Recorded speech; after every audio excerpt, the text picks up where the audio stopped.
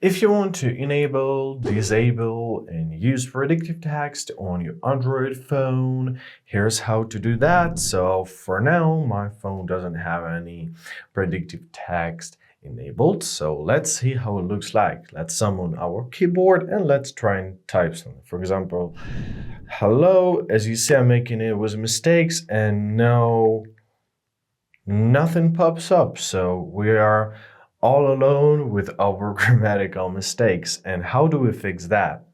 So first of all, let's open up our settings. After that, let's scroll down to our general management.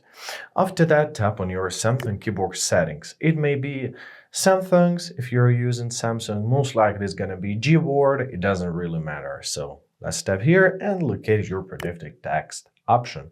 Let's turn it on by tapping on the switch.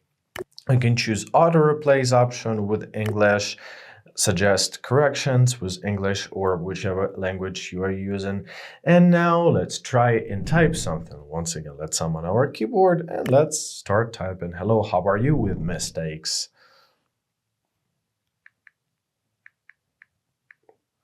As you see, we're getting predictions. How are you? And as you see, it fixes it. That's what it is. If you don't want to have it, want to turn it off again, simply go back to your classic settings, turn them off. That's it. Also, you can enable emotion suggestions if you want to, and you can enable your suggest stickers while typing as well.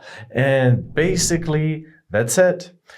Decide what is the most comfortable to you and use it. I hope this video was helpful. Thank you so much for watching. Have a great day. Goodbye.